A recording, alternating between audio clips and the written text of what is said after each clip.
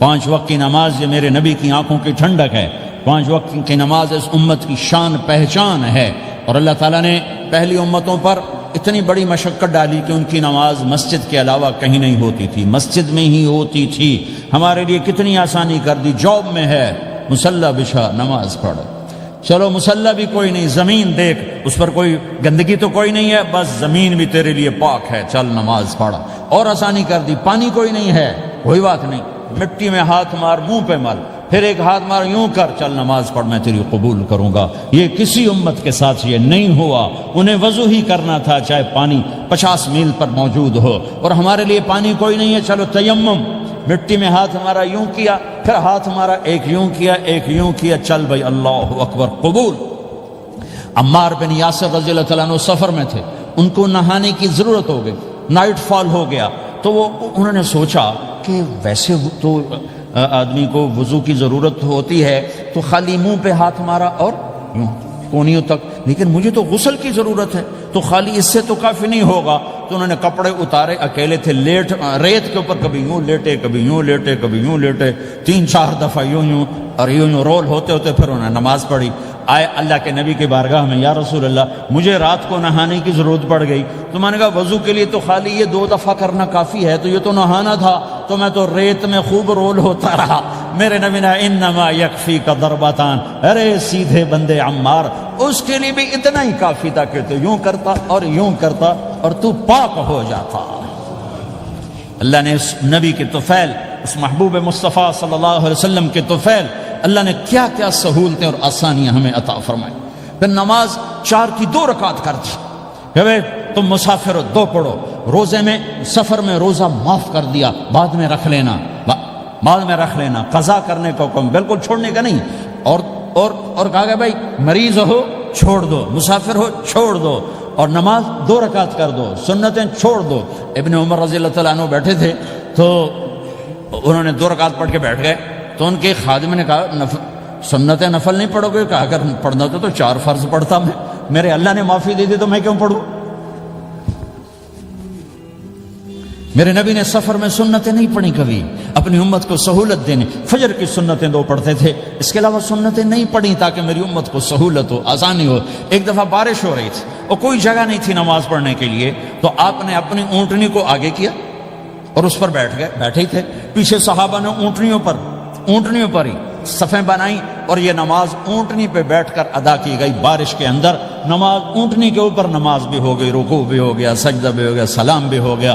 پہلی امتوں کے لیے نہیں تھا، سجدہ ہی کرنا پڑے گا۔ یہ اللہ کے محبوب مصطفیٰ صلی اللہ تعالی علیہ وسلم کی طفیل، میرے اللہ نے ہم پہ فضل و احسان کیا، تو میرے نبی کی زندگی میں عبادات میں نماز سب سے اعلیٰ نظر آتی ہے، سب سے نمایاں نظر آتی ہے۔ اور پھر بازار میں، گھر میں، دفتر میں، ماحول میں میرے نبی کے اخلاق، یہ زندگی کا دوسرا روشن پہلو ہے۔ میرے نبی کی ساری زندگی 2 لفظوں میں آتی ہے، عبادت اخلاق، عبادت اخلاق، یا 2 اور لفظ، حقوق اللہ حقوق العباد، حقوق اللہ حقوق العباد۔ حقوق اللہ میں نماز سب سے اعلیٰ، اور حقوق العباد میں لوگوں کی برداشت کرنا، لوگوں سے درگزر کرنا، معاف کرنا، جھوٹ سے بچنا، دھوکے سے بچنا۔ میرے نبی سے پوچھا گیا یا رسول اللہ مسلمان کنجوس ہو سکتا ہے؟ ہم نے کہا ہو سکتا ہے۔ یا رسول اللہ مسلمان کمزور ہو سکتا ہے، بزدل ہو سکتا ہے، ڈرپوک ہو سکتا ہے؟ آپ نے کہا ہو سکتا ہے۔ یا رسول اللہ مسلمان جھوٹ بول سکتا ہے؟ آپ نے کہا نہیں، جھوٹ نہیں بول سکتا، جھوٹ نہیں بول سکتا۔ ہاں، الا لعنت اللہ علی الکاذبین، جھوٹوں پہ اللہ کی لعنت۔ اس لعنت کے ساتھ 400 پاؤنڈ بچا لیے، 4000 بچا لیے، 4 ملین بچا لیے، 4 بلین بچا لیے، 4 ٹریلین بچا لیے، ساری دنیا کو بچا لیا، اور اوپر اللہ کی لعنت پڑی تو اللہ کی قسم گھاٹے کا سودا ہے۔ اور سچے ہو گئے، سچ بولا، یہ میں 100 پاؤنڈ کماتا ہوں، لے لو جو لینا ہے اس میں سے، یہ میں 1000 پاؤنڈ کماتا ہوں، لے لو جو لینا ہے، یہ میں 50,000 پاؤنڈ کماتا ہوں، لے لو جو لینا ہے، کہ مسلمان کی زبان سے جھوٹ نہیں نکلتا، سچ ہی بولتا ہے۔ آپ تشریف لے جا رہے ہیں، ایک آواز ہے یا رسول اللہ، آپ نے یوں دیکھا کوئی نظر نہیں آیا، پھر آواز ہے یا رسول اللہ، تو آپ نے دیکھا کہ ہرنی ڈیر چھوٹی وہ کھڑی ہوئی رسی میں بندھی، تو آپ نے کہا کیا ہوا؟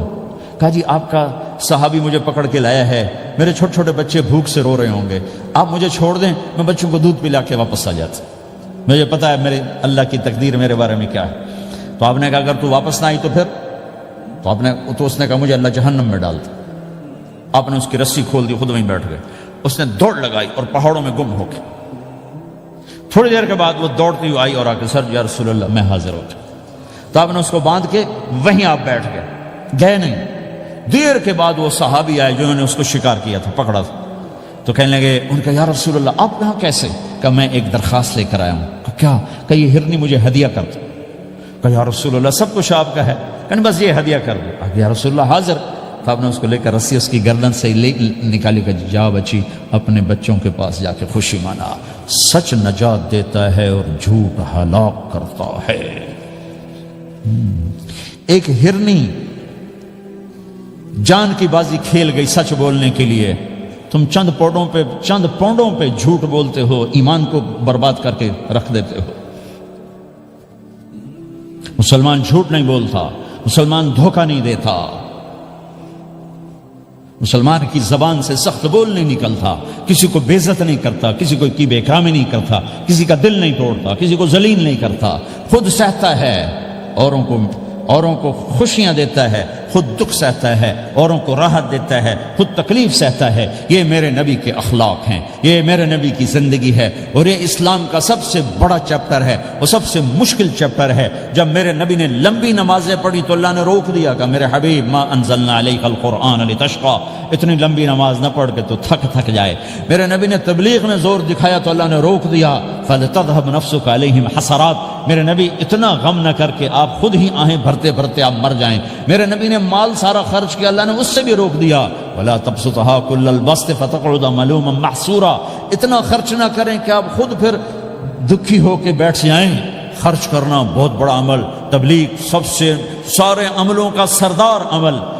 تبلیغ سے بڑا کوئی کام ہوتا تو اللہ نبیوں کو دیتا، اگر تبلیغ سے بڑھ کر کوئی کام ہوتا تو اللہ نبیوں کو دیتا، گشت سے بڑھ کر کوئی محنت ہوتی تو اللہ نبیوں کو دیتا۔ 950 سال نوح علیہ السلام گشتی کر رہے ہیں، اور اللہ کی مان لو، اتنا عظیم عمل کا میرے نبی درمیانہ نماز سب سے بڑی عبادت، میرے نبی درمیانہ کام۔ لیکن جب میرے نبی نے اخلاق اچھے کیے، دشمن کو معاف کرنا۔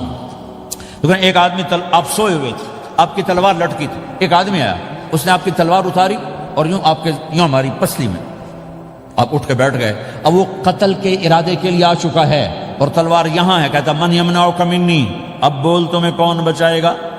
تو آپ نے مسکراتے ہوئے کہا اللہ۔ تو اس کے ہاتھ سے تلوار گر پڑی، تو آپ نے اٹھا لی، آپ نے یوں سیدھی کی، اب تو بچا، تجھے کون بچائے گا؟ وہ کہنے لگا مجھے تو ہی بچائے گا۔ وہ تو اللہ کو جانتا نہیں تھا، کہ بابا مجھے تو ہی بچائے گا۔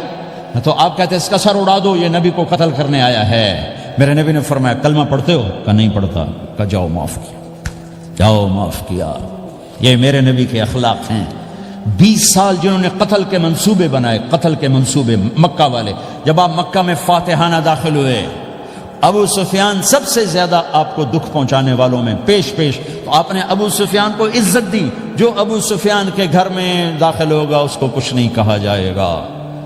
آپ تو ابو سفیان کو بلا کے سولی پہ لٹکاتے، اور آپ کہہ رہے ہیں جو ابو سفیان کے گھر میں جائے گا اسے کچھ نہیں کہا جائے گا، جو بیت اللہ میں ہوگا اسے کچھ نہیں کہا جائے گا۔ سارا مکہ سامنے، آپ یوں بیت اللہ کا دروازے پر یوں دونوں ہاتھ ایسے ٹکا کے کھڑے تھے۔ پھر آپ نے کہا میں کیا کروں گا اب تمہارے ساتھ؟ تو سہیل بن عمر نے کہا آپ کریم ہیں، کریم کے بیٹے ہیں۔ تو آپ نے کہا جاؤ میں نے معاف کیا۔ یہ اخلاق آج مٹ چکے ہیں، مردوں سے، عورتوں سے، علم والوں سے، خانقاہ والوں سے، تبلیغ والوں سے، سب زیرو ہوئے پڑے ہیں۔ جب تک یہ اخلاق زندہ نہیں ہوتے اسلامی زندگی قائم نہیں ہو سکتی، اسلامی معاشرت قائم نہیں ہو سکتی۔ اور دین دو چیزوں سے آگے پھیلتا ہے، ایک دعوت اور ایک اخلاق۔ دعوت اور اخلاق۔ دعوت نہیں ہوگی تو اخلاق وہیں پڑے رہ جائیں گے، اخلاق نہیں ہوں گے تو دعوت کوئی قبول نہیں کرے۔ میرے نبی نے کتنے معجزے دکھائے مکے میں، نہیں کلمہ پڑھا۔ بدر میں ان کے 70 مارے گئے، فرشتوں کو دیکھا، جبریل کے گھوڑے کی آواز سنی، کلمہ نہیں پڑھا۔ خندق میں شکست ہوئی، کلمہ نہیں پڑھا۔ پانی نکلتے دیکھا انگلیوں سے، کلمہ نہیں پڑھا۔ ایک بکرے کا ایک بازو پکایا، ایک بازو بکرے کا، ایک اگلا جو بازو ہوتا، اور 40 آدمیوں نے کھانا کھایا اور ایک بوٹی کم نہیں ہوئی، کلمہ نہیں پڑھا۔ لیکن جب میرے نبی نے کہا جاؤ معاف کیا تو سارے ہی کلمہ پڑ گئے کہ واقعہ یہ اخلاق نبی کے ہو سکتے۔ حنین کی جنگ میں جب بھاگے لوگ، شکست ہوئی، تو ایک صحابی کا بھاگتے ہوئے پاؤں ہمارے نبی کا پاؤں پر آیا، اور جوتا سخت تھا، تو آپ نے کہا اوجعتنی، اور آپ کے ہاتھ میں چھڑی تھی، آپ نے اس کو یوں ماری تو اوجعتنی، ارے تو نے مجھے کتنا زیادہ درد پہنچایا، دکھ پہنچایا۔ وہ بیچارے پگھل کے رہ گئے اور پریشان ہو گئے، اور فرماتے ہیں سارا دن میں پریشان، ساری رات پریشان کہ اللہ کے نبی کو میں نے تکلیف پہنچائی، اب میرا کیا بنے گا۔ اگلا دن ہوا تو اعلان ہو رہا تھا بھائی جس کا پاؤں نبی کے پاؤں پہ آیا تھا اس کو اللہ کے نبی بلا رہے ہیں۔ تو صحابی کہنے لگے میں نے سمجھا بس اب میری تو دنیا بھی گئی اور آخرت بھی گئی، اب میرے اوپر کیس بنے گا اور مجھے ڈانٹ ڈپٹ بھی ہوگی، میرا کتنا بڑا گھاٹا نقصان ہوگا۔ یہ حاضر ہوئے ڈرتے ڈرتے، تو آپ نے فرمایا میرے بھائی کل میں نے تمہیں چھڑی ماری تھی، وہ مجھے معاف کر دینا، اور یہ 80 اونٹ تمہیں ہدیہ دیتا ہوں، 80 کیملز یعنی 80 پراڈو، 80 رینج روور کا یہ میری طرف سے تمہیں ہدیہ ہے۔ وہ حیران پریشان، یہ میرے نبی کے اخلاق ہیں، یہ میرے نبی کے اخلاق ہیں۔ کانٹے بچھانے والی نے 4 دن آنا چھوڑ دیا، بیمار ہو گئی تھی، تو ہم نے اب کیا بات ہے، وہ ہمارے راستے میں اب کانٹے کوئی نہیں ہیں، کہا جی وہ بیمار پڑی ہے جو کانٹے بچھاتے تھے، تو آپ اس کے گھر چلے گئے، ماں جی خیریت تو ہے، اب ٹھیک تو ہیں، کہا بیٹا مجھے کلمہ پڑھا دے، بس تیرے اخلاق نے مجھے فتح کر لیا ہے۔ میرے بھائیوں یہ چیپٹر بھول چکے ہیں، بھول چکے ہیں، بھول چکے ہیں۔ جب تک یہ چیپٹر زندہ نہیں ہوگا زندگی اسلامی نہیں بنے گی، معاشرہ اسلامی نہیں بنے گا، اور آگے قوموں کے لیے اسلام کا دروازہ نہیں کھلے گا۔ ہمیں معاف کرنا آتا ہو، ہمیں گالی دینے والے کو دعا دینا آتا ہو، غیبت کرنے والے کی تعریف آتی ہو، اور غیبت کرنے سے، غیبت سننے سے اپنے آپ کو ایسے بچاؤ جیسے زہر سے بچاتے ہو، اسے آگ سے بچاتے ہو۔ ایک دوسرے کو نفرت کا بول نہ بولو ورنہ ساری زندگی تباہ و برباد ہو جائے گی۔ میرے رب کی قسم، میرے نبی نے کہا ایک زبان کا بول انسان بولتا ہے اور جہنم کی گہرائیوں میں گر جاتا ہے، اور ایک زبان کا بول انسان بولتا ہے اور جنت کے درجات پر چڑھ جاتا ہے۔ یہ زبان بہت طاقتور چیز ہے، میں ہر بیان میں اس کو دہرا رہا ہوں کہ جتنا یہ عمل ختم ہو چکا ہے اتنا کوئی عمل بھی نہیں ختم ہوا ہے۔ اور ایک صحابی ہیں ابو دجانہ۔ کون ابو دجانہ؟ السابقون الاولون من المہاجرین والانصار، اس میں پہلی صف کے صحابہ۔ کون ابو دجانہ؟ جب آپ حج پر گئے تو اپنی جگہ مدینے کا امیر ابو دجانہ کو بنایا۔ ابو دجانہ حج میں شریک نہیں ہوئے کہ آپ نے اپنی جگہ ان کو اپنا نائب بنا کے وہاں کھڑا فرمایا ابو دجانہ میری جگہ پر مدینے کا امیر ہے، یہ وہ ابو دجانہ ہیں۔ کون ابو دجانہ؟ جو جنگ بدر سے لے کر آخری حج تک ہر سفر میں شریک ہیں، ہر سفر میں شریک ہیں۔ ان کی ایک بات میں بتانا چاہتا ہوں، پہلے تھوڑی سی ان کی ہسٹری بتانا چاہتا ہوں۔ کون ابو دجانہ؟ احد کی جنگ میں آپ نے تلوار اٹھائی، کہا اس تلوار کو کون لے گا؟ کئی صحابہ کھڑے ہو گئے۔ آپ نے کہا اس تلوار کا حق کون ادا کرے گا؟ سارے بیٹھ گئے، 3 آدمی کھڑے رہے، ایک زبیر بن عوام، ایک عمر بن خطاب، ایک ابو دجانہ۔ ان کا نام ہے سماک بن خرشنہ، سماک بن خرشنہ ان کا نام ابو دجانہ سے مشہور ہے۔ تو آپ نے تلوار نہ عمر کو دی نہ زبیر کو دی، ابو دجانہ کو دی تھی۔ تو عمر رضی اللہ عنہ نے تو محسوس نہیں کیا، حضرت زبیر نے محسوس کیا کہ اس کو کیوں دی، مجھے کیوں نہیں دی، میں مہاجرین میں سے ہوں، میں پھوپھی کا بیٹا ہوں، میں اس سے دلیری میں کم نہیں ہوں۔ بلکہ حضرت زبیر کی دلیری کی تو دھک تھی، جدھر سلوار چلتی تھی کاٹتی چلی جاتی تھی، کہنے کہ میں دیکھوں گا یہ کیا کرتا ہے۔